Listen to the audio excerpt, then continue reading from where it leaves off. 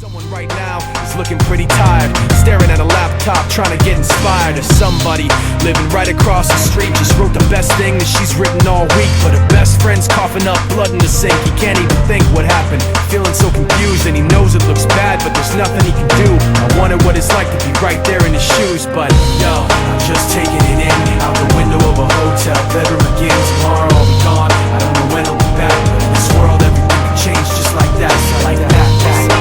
Just like that, just like that. Yo, somebody right now is dropping his vote inside a box and trying to knock a shot in his throat for the act of freedom. Right now, somebody's stuck in Iraq, hoping that he gets shit back breathing. In a war, but he's not really sure of the reasons. So we show our support when the press mislead him. Though we mourn, remain proud, salute the troops. Get some, I know you boys got some work to do.